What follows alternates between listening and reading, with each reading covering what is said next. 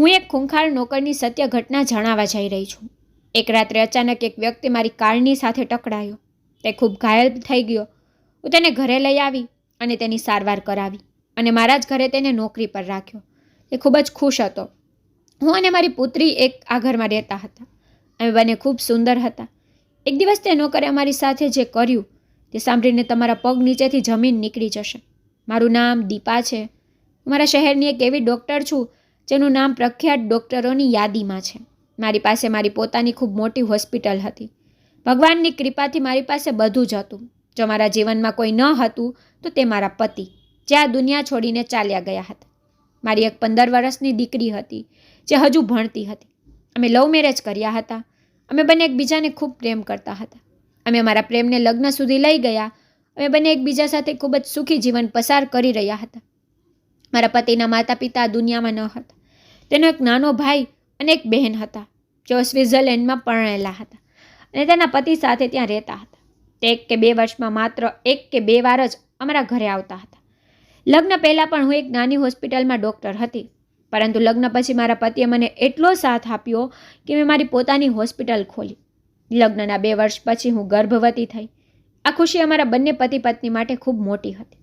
તેથી અમે તેની ખૂબ જ ઉજવણી કરી અને મારા 9 મહિના પૂરા થયા પછી મેં એક સુંદર પુત્રીને જન્મ આપ્યો. મારી પુત્રી હિમાંશી, જેને હું ખૂબ જ પ્રેમ કરું છું. અમે બંને પતિ પત્ની પોતપોતાના કામમાં વ્યસ્ત હતા. મારે હોસ્પિટલ જવાનું હતું જ્યારે મારા પતિનું ઓફિસ જવાનું હતું. મારી દીકરી 1 વર્ષની હતી ત્યાં સુધી હું તેને મારી સાથે હોસ્પિટલમાં લઈ જતી હતી. ત્યારબાદ મેં મારી દીકરી માટે કેરટેકર રાખી હતી, જે મારી દીકરીની સંભાળ રાખતી હતી. અમારું જીવન આ રીતે ખૂબ વ્યસ્ત શેડ્યુલ સાથે ચાલી રહ્યું હતું, પરંતુ તે સારી રીતે અને શાંતિથી ચાલી રહ્યું હતું. અમે બંને પતિ અને પત્ની અમારી પુત્રી સાથે ખૂબ જ ખુશ હતા. પરંતુ એક દિવસ અચાનક એક અકસ્માત થયો. મારા પતિનું કાર અકસ્માતમાં ભયંકર મૃત્યુ થયું. તે અમને બંને માતા અને દીકરીને આ દુનિયામાંથી છોડી ચાલ્યા ગયા. મારા પતિની વિદાયથી હું સાવ વેરાન થઈ ગઈ. મારો દિયર જે યુવાન હતો તેણે પોતાની મરજીથી લગ્ન કર્યા હતા અને જ્યારે મારા પતિના માતા પિતા મૃત્યુ પામ્યા હતા અને તેમની મિલકતના ભાગ પાડવામાં આવ્યા હતા, તે પછી મારા દિયરે લગ્ન કરી લીધા અને અલગ જીવન જીવી રહ્યા હતા.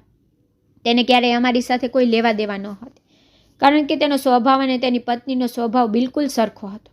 પતિ પત્ની બંનેને કોઈની સાથે વધુ મળવું અને બેસવું ગમતું ન હતું. મેં સાંભળ્યું હતું કે મારો દિયર બહુ ખરાબ સંગતમાં પડી ગયો હતો. મારા પતિ પાસે તેના ભાઈની ખબર પૂછવા માટે પૂરતો સમય ન હતો અને પછી મારા દિયર કરણે પણ ક્યારેય તેના ભાઈને જોવા પાછળ વળીને જોયું નથી. મારા દિયરે તેની પત્નીને કહી દીધું હતું કે હું ક્યારેય ભાઈ અને ભાભી સાથે રહીશ નહીં. હું લગ્ન કરી રહ્યો છું અને મારે ભાઈ અને ભાભી સાથે કોઈ લેવા દેવા નથી. તેણે સ્વિટ્ઝરલેન્ડમાં રહેતી તેની બહેન સાથે કોઈ સંબંધ પણ નિભાવ્યો ન હતો, કારણ કે તેને અને તેની પત્નીને તેની સંપત્તિ પર ખૂબ ગર્વ હતો. પહેલાં અમે બધા એક જ પરિવારમાં રહેતા, પરંતુ જ્યારે પ્રોપર્ટીનું વિભાજન થયું ત્યારે મારા પતિએ પોતાનો અલગ બંગલો બનાવ્યો અને પછી તેણે પોતાનો બિઝનેસ પણ અલગ કરી દીધો. બંને ભાઈઓના અલગ અલગ ધંધાઓ હતા. બંનેનું માર્કેટમાં વર્ચસ્વ હતું, પણ મારો દિયર હંમેશા મારા પતિ કરતાં ધંધામાં પાછળ રહેતો. મારા પતિ હંમેશા દરેક કાર્યમાં સફળ રહ્યા. ભગવાનની કૃપાથી અમારા ઘરમાં કોઈ વસ્તુની કમી ન હતી. મારા દિયરે જે છોકરી સાથે લગ્ન કર્યા તે હંમેશા કરણને તેના પરિવાર વિરુદ્ધ ઉશ્કેરતી હતી. કોઈ પણ રીતે મારા દિયર તેની પત્નીની વાત માનતા હતા. આ કારણ હતું કે મારા પતિને તે છોકરી પસંદ ન હતી જેની સાથે મારા દિયરે લગ્ન કર્યા હતા. મારા પતિ ઈચ્છતા હતા કે મારો દિયર મારી બહેન સાથે, એટલે કે તેણે મારી નાની બહેન સાથે લગ્ન કરવા જોઈએ. મારી એક નાની બહેન હતી જે વકીલ હતી, પણ મારા દિયરને મારી બહેન ગમતી ન હતી, તેથી તે મારી બહેન સાથે લગ્ન કરવાની સ્પષ્ટ ના પાડી. મારા પતિને આ વાત પર ખૂબ ગુસ્સો આવ્યો. એવું નથી કે મારા પતિને તેની પત્ની પસંદ ન હતી. તેની પત્ની જે પરિવાર સાથે સંબંધ ધરાવે છે તે ખૂબ જ ખોટા લોકો હતા. બસ આ જ કારણસર મારા પતિ ઈચ્છતા ન હતા કે કરણ તે છોકરી સાથે લગ્ન કરે જેની સાથે તેણે અત્યારે લગ્ન કર્યા છે. આ સમયે જ્યારે બંને ભાઈઓ બધું અલગ કરી ચૂક્યા હતા, તેઓને એકબીજા સાથે કોઈ લેવા દેવા ન હતું. અમે ક્યારેય કરણ તરફ પાછું વળીને જોયું નથી કે કરણ અને તેની પત્નીએ ક્યારેય અમારી તરફ પાછું વળીને જોયું નથી. જીવન આમ જ સુખમય ચાલતું હતું. પણ જ્યારે મારા પતિનું અવસાન થયું ત્યારે મારા દિયર તેમના ભાઈના અવસાન પર અમારા ઘરે આવ્યા અને ખૂબ રડ્યા. મારા દિયરને લાગ્યું કે મારા પતિનો ધંધો ખોટમાં જવા માંડશે. કારણ કે હું મોટે ભાગે મારી હોસ્પિટલમાં જ હતી. મારે મારા પતિના ધંધામાં કંઈ લેવા દેવા નથી. ન તો મેં તેમના ધંધામાં બહુ રસ લીધો હતો. અમારી પાસે ભગવાને આપેલું બધું હતું. ભલે અમારી પાસે મારા પતિનો ધંધો ન હોય, મારી હોસ્પિટલ એટલી સારી ચાલતી હતી કે હજુ પણ અમને કોઈ પણ પ્રકારની કમી ન હતી. પરંતુ છેલ્લી ઘડીએ મારા પતિના અવસાન પછી મારા દિયરે તેમનો ડૂબતો ધંધો ફરીથી સંભાળ્યો અને તેમની સફળતાથી મારા દિયરે પતિના ધંધામાં વધુ પ્રગતિ કરી. મારા પતિના અવસાન પછી મારા દિયર અમારા ઘરે આવ્યા. મને એ સમજાતું નહોતું કે જેણે છેલ્લા 5 વર્ષથી અમારા અલગ થયા પછી ક્યારેય અમારી તરફ પાછું વળીને જોયું ન હતું, તે હવે અમારી ઘરે કેમ આવી રહ્યો હતો. એકવાર મારા દિયર મને સતત ફોન કરી રહ્યા હતા. હું સમજી શકતી નહોતી કે તે મને શા માટે બોલાવે છે, પરંતુ હું મારી હોસ્પિટલમાં મારી દર્દીમાં એટલી વ્યસ્ત હતી કે મારી પાસે તેમનો કોલ એટેન્ડ કરવાનો સમય ન હતો. મેં ફોન રિસીવ કરીને તેને કહ્યું હતું કે હું ફ્રી થતાં જ ફોન કરીશ, પરંતુ જ્યારે હું ફ્રી હતી ત્યારે મારા દિયરને ફોન કરવાનું મન ન થયું. મેં જોયું કે તે રાત્રે અમારા ઘરે આવ્યો અને રડવા લાગ્યો અને કહ્યું કે ભાભી, હું ખૂબ જ પરેશાન છું, મને તમારી મદદની જરૂર છે. મેં કહ્યું, તમને મારી મદદની કેમ જરૂર પડી? તમારી પાસે તો ભગવાને આપેલું બધું છે, તું આટલી ચિંતા કેમ કરે છે? તો તે કહેવા લાગ્યો કે ભાભી, બધું બરબાદ થઈ ગયું. વાસ્તવમાં બધું અલગ થઈ ગયા પછી મેં મારા ધંધામાં ધ્યાન ન આપ્યું અને મારા પૈસાથી ખોટા કામો કરવા લાગ્યો. હું દારૂ પીવા લાગ્યો, જુગાર રમવા લાગ્યો. આ બધી બાબતોમાં મારા પૈસા બગાડતો હતો અને મારી પત્નીએ પણ મને સાથ ન આપ્યો. તે ખૂબ જ ઉદાવ હતી. તેણે ક્યારેય જોયું નથી કે હું ધીમે ધીમે બરબાદ થઈ રહ્યો છું. તેણે મારી સંભાળ લેવાની કોશિશ પણ નથી કરી. જ્યારે મારો ધંધો સંપૂર્ણપણે ખોટમાં ગયો અને હું રસ્તા પર આવી ગયો, ત્યારે તેણે મને કહ્યું કે હવે હું તમારી સાથે નહીં રહી શકું. તે મને છૂટાછેડા આપીને ચાલી ગઈ. હું એકલો રહી ગયો છું, કૃપા કરીને મને થોડા પૈસા આપો. મેં કહ્યું, ઠીક છે, હું તમને પૈસા આપીશ, પણ તમે ખોટા કામો કરવાનું બંધ કરો. તમે તમારો ધંધો બગાડીને બહુ મોટું નુકસાન કર્યું છે. જુઓ, તમારા ભાઈએ પોતાની મહેનતથી પોતાનો ધંધો ઘણી ઊંચાઈઓ પર પહોંચાડ્યો છે અને તમે ખોટા કામ કરીને ધંધો બગાડ્યો છે. મારી વાત સાંભળીને કરણ શર્માથી આંખો નીચી કરી ગયો. જ્યારે તેણે મારી દીકરીને જોઈ ત્યારે તેણે કહ્યું, ભાભી, તે ખૂબ જ ક્યુટ છે. તે સમયે મારી પુત્રી 7 વર્ષની હતી. તે દિવસથી મારો દિયર દર મહિને અમારા ઘરે આવતો અને હું તેને ખવડાવતી. જ્યારે પણ તે આવતો ત્યારે તે તેને થોડા પૈસા પણ આપતો.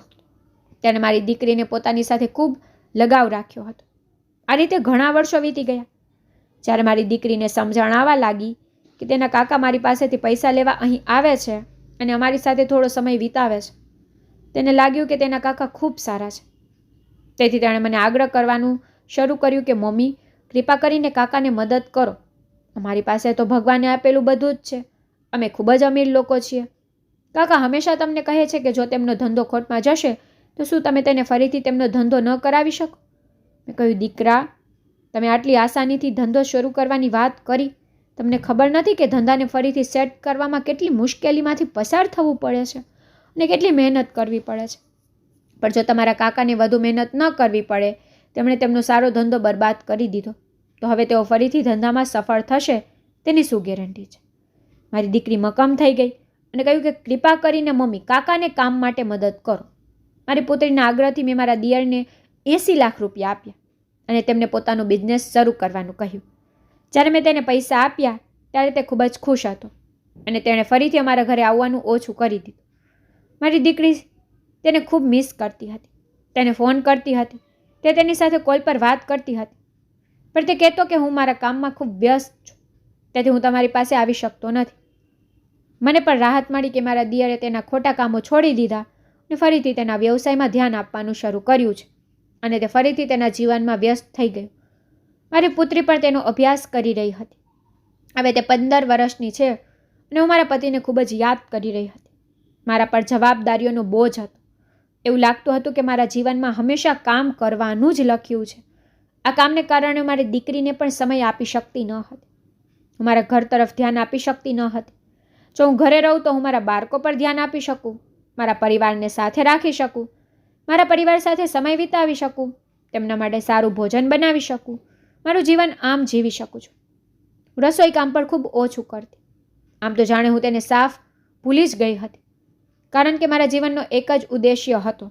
તે હતો કે મારે ફક્ત મારી હોસ્પિટલમાં જવાનું હતું. હું એક ડૉક્ટર છું. ભલે મેં ક્યારેય વિચાર્યું નહીં કે હું એક માં છું. અને હવે મારી પુત્રી મોટી થઈ રહી છે. મારા પતિના મૃત્યુ પછી મેં મારી જાત પર ધ્યાન આપવાનું સંપૂર્ણપણે બંધ કરી દીધું હતું. ઘણો સમય થઈ ગયો. મેં અરીસામાં મારી જાતને બરાબર અને નિરાતે જોઈ પણ નહોતી. આખરે હું કેવી બની ગઈ હતી? આજે ઘણા વર્ષો પછી જ્યારે હું મારા રૂમમાં શાંતિથી બેસીને મારા ચહેરાને જોઈ રહી હતી, ત્યારે મારા ચહેરા પર હાજર આખી દુનિયાનો થાક હતો. એવું લાગ્યું કે મેં લાંબા સમય સુધી આરામ કર્યો નથી. મારી એક મિત્ર છે જે ક્યારેક મને હોસ્પિટલમાં મળવા આવતી. પેશન્ટને જોવાની સાથે સાથે હું તેની સાથે વાતો પણ કરતી. મારી પાસે એટલો સમય નહોતો હું તેના ઘરે જઈને તેની સાથે વાત કરી શકું. જાણે હું મારા બધા મિત્રોને ભૂલી ગઈ હતી. પણ મારી એક ખૂબ જ સારી મિત્ર હતી. તેનું નામ શાલિની હતું. તે મને મળવા મારી હોસ્પિટલમાં આવતી અને મારી બાજુમાં બેસીને મારી સાથે વાતો કરતી. એક દિવસ તેણે મને ખૂબ જ વિચિત્ર સલાહ આપી. તેની વાત સાંભળીને હું એક સેકન્ડ માટે ચોંકી ગઈ. તેણે મને કહ્યું કે દીપા, તું તારી જિંદગીને એક અલગ જ સ્તરે લઈ ગઈ છે. તને ખબર છે કે તું બધાને ભૂલી ગઈ છે. તારા કામને લીધે તને તારી દીકરી બરાબર યાદ પણ નથી. હું ફરીથી મારા કામમાં વ્યસ્ત થઈ ગઈ અને તેની વાતને અવગણવાનો પ્રયત્ન કરવા લાગી. તો તે કહેવા લાગી કે તું મારી અવગણના કરી શકે છે, પણ હું તને કહેવા માંગુ છું કે તું ક્યાં સુધી આ રીતે તારી જિંદગી જીવીશ. મેં તેને કહ્યું, તમે આ કામ કેમ છોડવા માંગો છો? તને ખબર છે કે મેં ડૉક્ટર બનવા માટે કેટલી મહેનત કરી હતી અને મારા પતિએ મને આ બધું કરાવ્યું હતું. શાલિની કહેવા લાગી, હું એમ નથી કહેતી. મારો કહેવાનો મતલબ એ છે કે દરેક વ્યક્તિ માટે એક જીવનસાથી ખૂબ જ જરૂરી છે. તમે હજી બહુ મોટા નથી. નાની ઉંમરમાં તમારા લગ્ન થઈ ગયા હતા અને તમને જોઈને આજે પણ કોઈ એમ ન કહી શકે કે તારી 15 વર્ષની દીકરી છે. તારા પતિનું અવસાન થયું તે એક અકસ્માત હતો. તે પછી તમે એકલા રહી ગયા અને તે ક્યારેય તારી તરફ ધ્યાન આપ્યું નહીં. હું કહું છું કે તું ફરીથી લગ્ન કરી લે. તારી દીકરી 5 વર્ષ પછી યુવાન થઈ જશે, પછી તેના લગ્ન થશે અને તું વળી એકલી થઈ જઈશ. તારી પાસે પુત્ર પણ નથી જેની સાથે તું તારું જીવન જીવી શકે. હું તને આ સલાહ આપવા માંગુ છું. દીપા, તારે ફરીથી લગ્ન કરી લેવા જોઈએ અને પોતાના જીવનમાં બીજી વ્યક્તિ આવશે તો તને પણ સારું લાગશે. તું અહીંથી ઘરે જા અને સ્વાભાવિક છે તું ઘરે જઈશ ત્યારે તારી દીકરી તેના રૂમમાં હશે અને પછી સવારે તું હોસ્પિટલ જવા નીકળે છે. તું તારા હૃદયની લાગણીઓ કોઈની સાથે શેર કરી શકતી નથી. તું તારી ખુશી, દુઃખ કોઈની સાથે શેર કરી શકતી નથી. જુઓ દીપા, તારી આખી જિંદગી દાવ પર છે. હું માનું છું કે તારે હવેથી સાવધાન રહેવું જોઈએ. તારે લગ્ન કરી લેવા જોઈએ અને તારી સંભાળ રાખી શકે તેવી વ્યક્તિ સાથે લગ્ન કરી લેવા જોઈએ. આ દુનિયા બહુ ખરાબ છે દીપા. આટલી મોટી દુનિયામાં તું એકલી નહીં રહી શકે. તેથી તારે એક સાથીદારની જરૂર છે. શું તમે આ દુનિયામાં એકલા જીવી શકશો? અરે, એકલા રહેવું ખૂબ મુશ્કેલ છે. આ વાત હવે તમારા માટે વાસ્તવિકતા રહેશે નહીં, કારણ કે અત્યારે તમે તમારી જાત પર ધ્યાન નથી આપી રહ્યા. જ્યારે તમારી દીકરીના લગ્ન થશે ત્યારે તને આ બાબતો સમજાશે. જ્યારે તમે વૃદ્ધ થશો ત્યારે તમને આ વ્યક્તિનો અભાવ લાગશે જેની તમને જરૂર છે. તેને જીવનસાથી કહેવામાં આવે છે. પછી તું યાદ કરીશ કે હું સાચી હતી. હું તેની વાત સાંભળીને હસવા લાગી અને કહ્યું કે તમે કેવું ખરાબ બોલો છો. હું લગ્ન નહીં કરી શકું. હું નથી ઈચ્છતી કે કોઈ મારી જરૂરિયાતો પૂરી કરે. હું મારી જરૂરિયાતો જાતે જ પૂરી કરી શકું છું અને જ્યાં સુધી દુનિયાની વાત છે તો હું આ દુનિયાથી ઘણી અલગ છું. મેં મારી જાતને લોકો વિશે વિચારવા માટે પૂરતો સમય આપ્યો નથી. શાલિની કહેવા લાગી કે હું તને આ ફક્ત તારા કલ્યાણ માટે કહું છું. અત્યારે તને તારું જીવન ગમે છે, પણ ભવિષ્યમાં જ્યારે તારા પર વૃદ્ધાવસ્થા આવશે ત્યારે તું તારી જિંદગી એકલી જીવી શકીશ નહીં. મેં મારી મિત્રની વાતને સંપૂર્ણપણે અવગણી હસી કાઢી. પછી થોડા દિવસો આવી રીતે પસાર થયા. એક દિવસ જ્યારે એક યુવાન છોકરો મારી કાર સાથે અથડાઈ ગયો ત્યારે મને ચિંતા હતી કદાચ તેનો અકસ્માત થઈ જશે. હું ઝડપથી મારી કારમાંથી બહાર નીકળી અને તે છોકરા તરફ ગઈ અને જોયું કે છોકરો ખરાબ રીતે ઘાયલ હતો. રાતના 11 વાગ્યા હતા. મને શું કરવું તે સમજાયું નહીં. હું તે છોકરાને મારા ઘરે લઈ આવી. ઘરે આવીને મેં તેને કપડાં આપ્યા.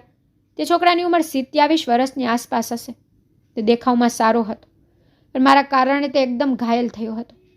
મેં તેને દવા આપી અને શાંતિથી સુવડાવી દીધો. સવારે છોકરો ભાનમાં આવ્યો ત્યારે મેં તેને પૂછ્યું કે તમે ઠીક છો? મને માફ કરજો, રાત્રે મારી કાર સાથે તમારો અકસ્માત થયો. મારી વાત સાંભળીને તે રડવા લાગ્યો. મેં પૂછ્યું કે તમે કેમ રડો છો? તો તે કહેવા લાગ્યો, મેડમ મારે મરવું હતું પણ તમે મને બચાવી લીધો. જ્યારે મેં પૂછ્યું કે તમે આવી વાતો કેમ કરો છો તો તેને કહ્યું કે મને મારી જિંદગી ખરાબ લાગી રહી છે. હું આટલા લાંબા સમયથી નોકરી શોધી રહ્યો છું પરંતુ મને નોકરી મળતી નથી. મારા માતા પિતા આ દુનિયામાં નથી. હું અનાથ છું અને શેરીઓમાં ભટકું છું. મને મારી આવી જિંદગી જરાય ગમતી નથી અને ખબર નથી કે તે મને કેમ બચાવ્યો. તેની વાત સાંભળીને હું ચોંકી ગઈ. કહ્યું, આવી વાત ન કરો, ચિંતા ન કરો, હું તમને થોડા પૈસા આપીશ. મારી વાત સાંભળીને તે હસવા લાગ્યો અને કહ્યું, મેડમ, થોડા પૈસાનો શું ઉપયોગ? મારે કોઈનો સહારો કે મદદ લેવી નથી, બલકે મારે ક્યાંક કામ કરવું છે, મહેનત કરીને પૈસા કમાવા છે અને સન્માન સાથે જીવવું છે. મને ગમે તેટલું કામ મળે હું કરીશ. હું કોઈના ઘરે નોકર તરીકે કામ કરવા પણ તૈયાર છું, પણ મને કોઈ નોકરી આપવા માંગતું નથી. આ દિવસોમાં કંઈ ગરીબોને નોકરી આપવા તૈયાર નથી. હું આખી જિંદગી મારી ગરીબી વિશે રડતો રહ્યો. આ બધાથી કંટાળીને હું આઘાતમાં રસ્તા પર નીકળી ગયો. તમારી ગાડી મારી સામે ક્યારે આવી ગઈ એ મને સમજાયું નહીં. આ છોકરાની વાત સાંભળીને મને તેના પર દયા આવી. તેણે મને તેનું નામ અવિનાશ જણાવ્યું. મેં તેને કહ્યું કે તું મારા ઘરે નોકરી કર. હમણાં જ અમારા ઘરની એક નોકરાણીએ નોકરી છોડી દીધી છે. શું તું મારા ઘરે રહીને ઝાડુ વાસણનું કામ કરી શકે છે? મારી વાત સાંભળીને તે કહેવા લાગ્યો કે હા મેડમ, હું કોઈ પણ કામ કરવા તૈયાર છું, પણ એક પ્રોબ્લેમ છે. મેં કહ્યું, હા, શું પ્રોબ્લેમ છે? તો તે કહેવા લાગ્યો કે તમે મને નોકરી આપીને આટલો મોટો ઉપકાર કર્યો છે, તો મારા પર એક વધુ ઉપકાર કરો. મને અહીં રહેવા માટે જગ્યા આપો, કારણ કે મારી પાસે રહેવાની કોઈ જગ્યા નથી. હું અહીં કામ કરીને દિવસ પસાર કરી શકું છું, પરંતુ મારા માટે રાત વિતાવી ખૂબ મુશ્કેલ છે. મેં તેને કહ્યું, ઠીક છે, તમે પણ જ્યાં અન્ય નોકરો રહે છે ત્યાં જ રહો.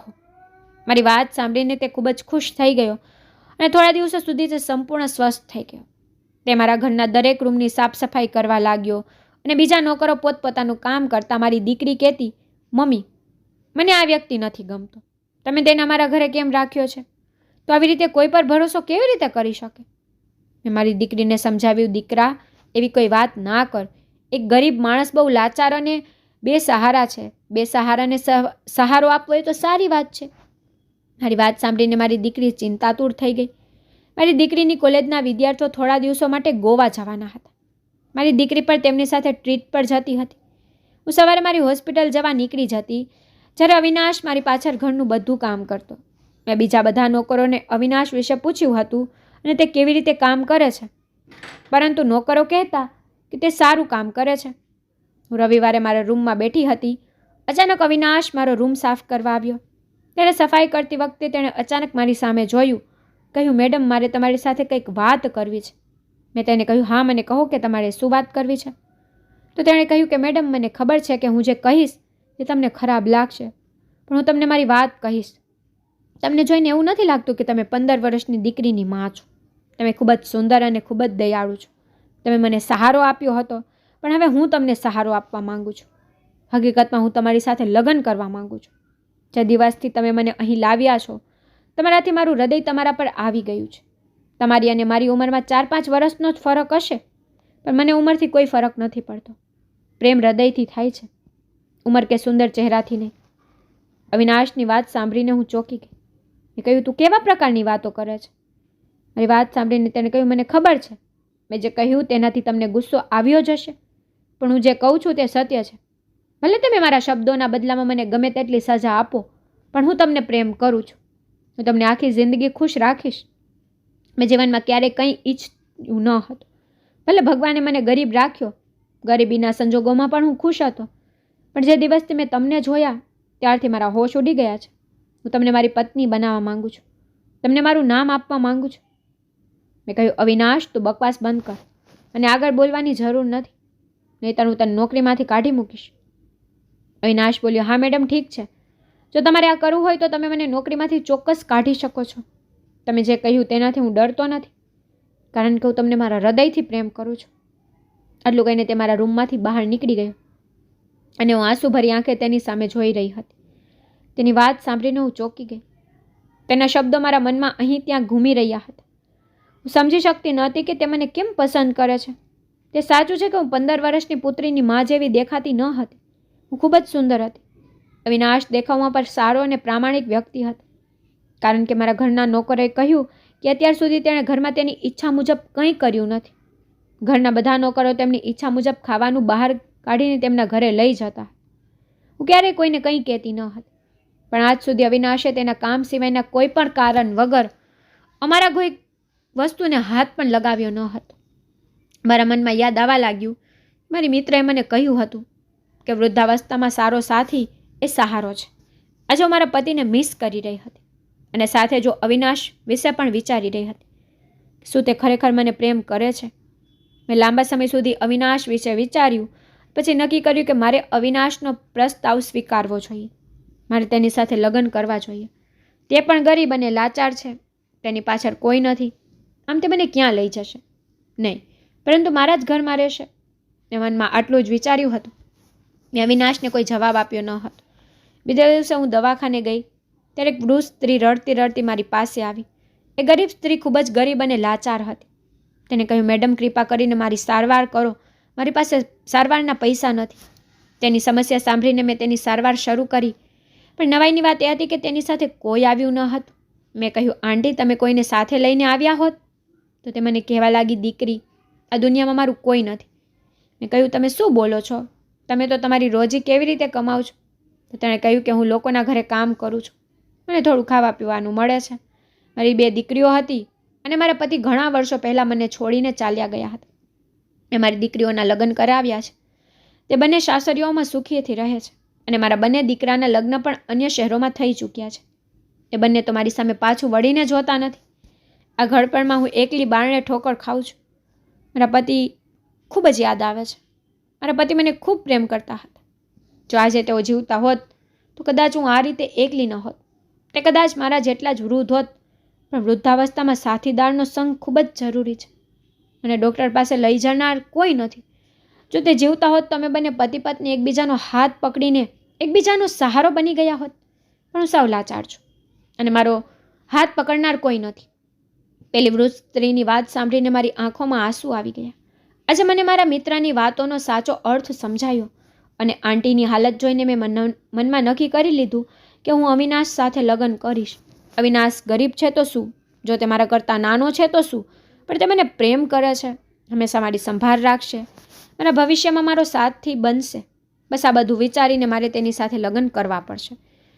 જ્યારે હું ઘરે ગઈ ત્યારે મેં અવિનાશને કહ્યું કે હું તેની સાથે લગ્ન કરવા તૈયાર છું. મારી વાત સાંભળીને તે ખૂબ જ ખુશ થયો. કહ્યું કે હું તમને ખાતરી આપું છું કે હું તમને આખી જિંદગી ખૂબ ખુશ રાખીશ. પણ હવે સમસ્યા એ હતી કે મારી દીકરી સાથે કેવી રીતે વાત કરી શકું. હવે હું મારી દીકરીના ઘરે આવવાની રાહ જોઈ રહી હતી. ઘરે આવતા જ મેં તેને કહ્યું કે હું લગ્ન કરવા જઈ રહી છું. તે સાંભળીને તેણે કહ્યું, મમ્મી, તમે શું કહો છો?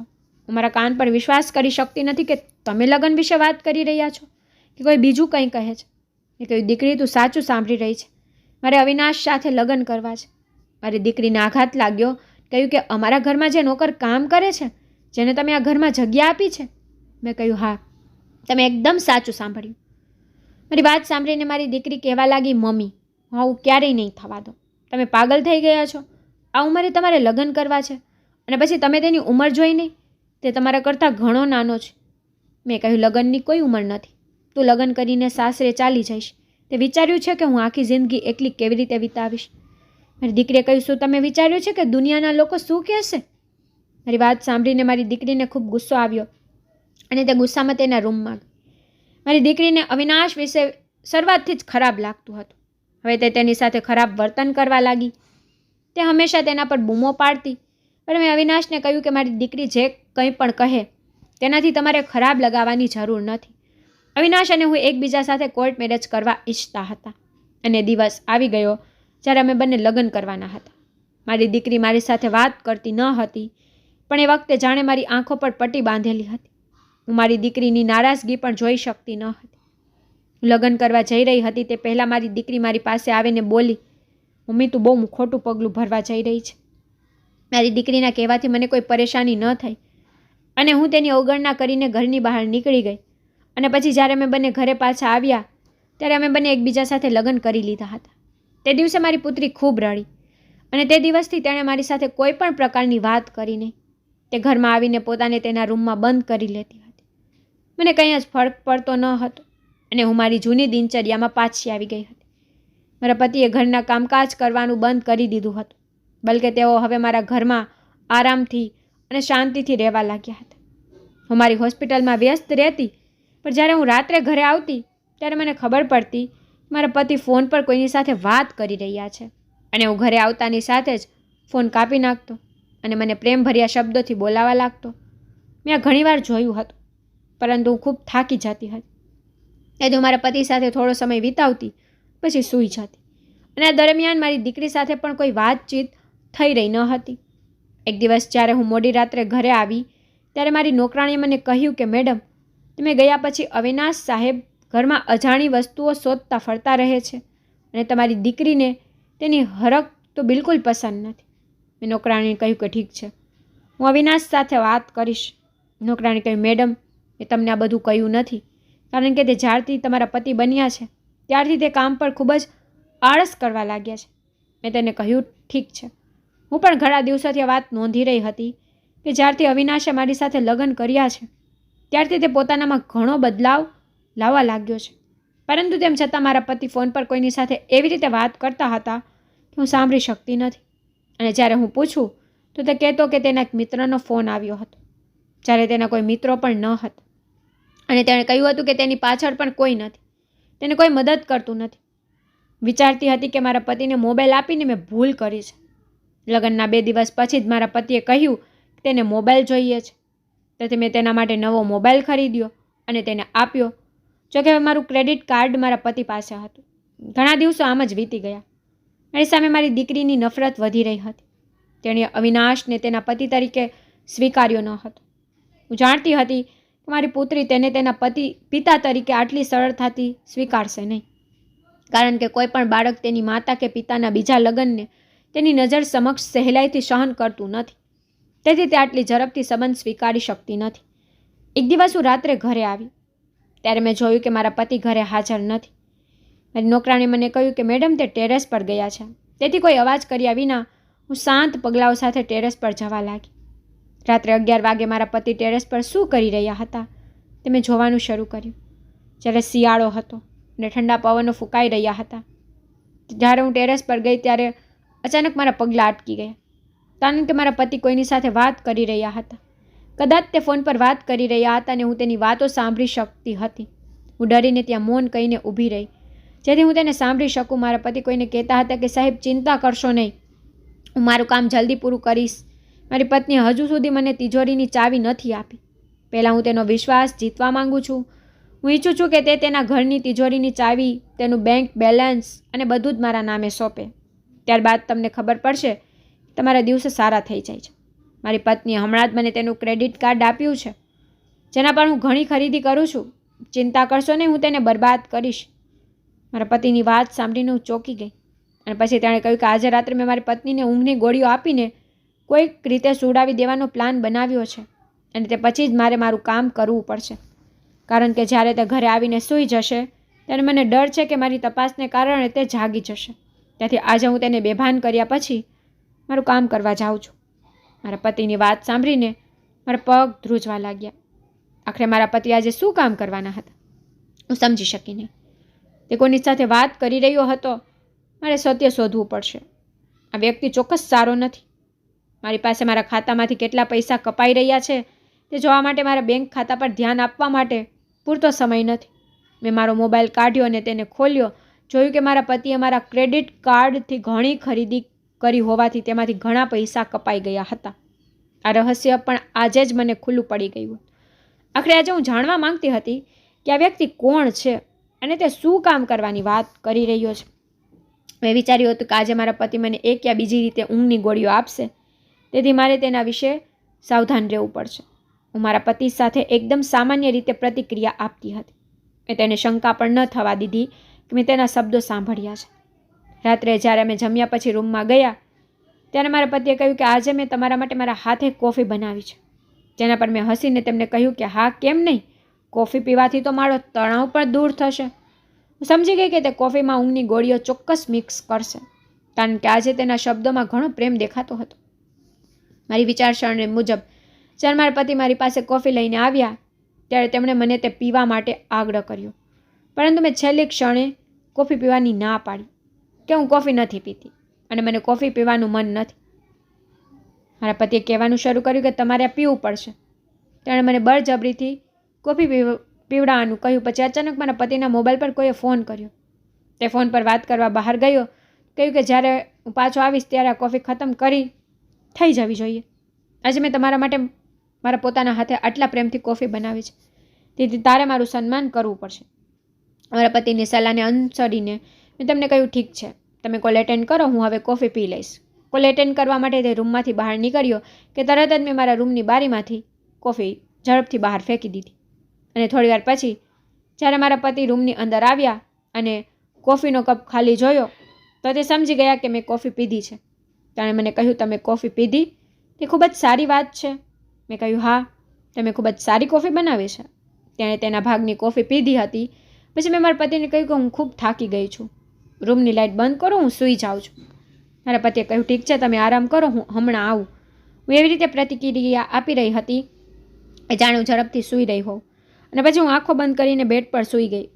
અડધા કલાક પછી જ્યારે મારા પતિ રૂમની અંદર આવ્યા ત્યારે તેણે લાઇટ ચાલુ કરી અને મને ખૂબ જ ધ્યાનથી જોવાનું શરૂ કર્યું. તે કદાચ એ જોવા માટે તપાસ કરી રહ્યો હતો કે હું સૂઈ રહી છું કે નહીં. પછી મારા પતિએ પાગલની જેમ રૂમની આસપાસ શોધવાનું શરૂ કર્યું. સમજી ગઈ કે તે તિજોરીની ચાવી શોધી રહ્યો હતો. તેથી આજે મેં તેની નજર સામે તિજોરીની ચાવી મૂકી. મારા રૂમમાં એક ડેસ્ક હતું. આજે મેં જાણી જોઈને ત્યાં ચાવી રાખી હતી, જેના કારણે મારા પતિ સરળતાથી તિજોરીની ચાવી મેળવી શક્યા. પછી તેણે કબાટ ખોલ્યું અને તેમાંથી મારા બંગલાના કાગળો કાઢવા લાગ્યો. મેં પાછળથી તેના ખંભા પર હાથ મૂકતા જ તે ચોંકી ગયો અને પોતાની જગ્યાએ થીજી ગયો. મારા પતિને પૂછ્યું કે તમે પ્રોપર્ટીના પેપર્સનું શું કરશો? મારા પતિ અચાનક ચોંકી ગયા અને મને કહ્યું, ઠીક છે, આ તમારા પ્રોપર્ટીના કાગળો છે? મારી પાસે કેટલાક દસ્તાવેજો હતા, હું તે શોધી રહ્યો હતો અને તમે હજી સૂતા નથી. મને લાગ્યું કે તમે ઊંઘી રહ્યા છો. હું તમને ખલેલ પહોંચાડવા માંગતો ન હતો, તેથી મેં જાતે જ મારા દસ્તાવેજો શોધવાનું શરૂ કર્યું. મેં કહ્યું, કદાચ તમને યાદ નથી કે તમે અહીં ખાલી હાથે આવ્યા હતા? મારી વાત સાંભળીને તેનો ચહેરો ફીકો પડી ગયો. તેણે વિચારવાનું શરૂ કર્યું અને કહ્યું કે મેં મારા દસ્તાવેજો ઓનલાઈન કરાવ્યા છે. મેં કહ્યું, તમે જૂઠું બોલો છો, મારે મારા પ્રોપર્ટીના કાગળો તેના હાથમાંથી લેવા હતા. તેણે પોતાનો હાથ પાછો ખેંચી લીધો અને તેનો આ દેખાવ જોઈને હું ખૂબ જ ગભરાઈ ગઈ. તે કાગળો લઈને ભાગવા લાગ્યો અને હું ચોંકી ગઈ કે તે મારી મિલકતના કાગળો ક્યાં લઈ જઈ રહ્યો છે. હું જોરથી બૂમો પાડવા લાગી. હું પણ તેની પાછળ દોડવા લાગી. તે એટલી ઝડપથી દોડી રહ્યો હતો કે તે દરવાજો સુધી પહોંચી ગયો, પરંતુ મેં ગાર્ડને જોરથી બોલવાનું શરૂ કર્યું અને કહ્યું કે તેને પકડો. કદાચ મારા અવાજને કારણે ગાર્ડ દ્વારા ઘરનો દરવાજો ઘેરી લીધો અને આમ મારા પતિ અવિનાશ પકડાઈ ગયા. ગાર્ડે તેને પકડી લીધો અને મારવા લાગ્યો. હું ગઈ અને પછી મારા પતિને બચાવ્યો. મેં મારા પતિનો હાથ પકડીને તેને અંદર લાવી. તેણે મારી સામે હાથ જોડીને કહેવાનું શરૂ કર્યું કે મેડમ, મને છોડી દો, આ બધામાં મારો વાંક નથી. મેં કહ્યું, મારી વાત સાંભળીને તમે પ્રોપર્ટીના કાગળો લઈને કેમ ભાગી રહ્યા હતા? તેણે કહ્યું, મેડમ, મને માફ કરો, એમાં મારો વાંક નથી. મેં કહ્યું, તારી ભૂલ છે કે નહીં તે હું શોધી લઈશ, પહેલાં પોલીસને બોલાવીશ. મારી દીકરીએ કહેવાનું શરૂ કર્યું, હું તમને પહેલેથી જ કહેતી હતી ને મમ્મી, આ વ્યક્તિ ખરાબ છે. મેં મારી દીકરીને કહ્યું કે તું ચૂપ રહે, હું જાતે મામલો સંભાળી લઈશ. પણ અવિનાશ વારંવાર કહેતો રહ્યો કે આમાં મારી ભૂલ નથી. મેં પહેલેથી જ પોલીસને ફોન કરી દીધો હતો. મેં અવિનાશને કહ્યું કે મને સત્ય જણાવ કે તે આવું કેમ કર્યું અને તે દિવસે ટેરેસ પર ફોન પર કોની સાથે વાત કરતો હતો. મારી વાત સાંભળીને તેણે કહ્યું, પહેલાં મને વચન આપો કે તમે પોલીસને બોલાવશો નહીં.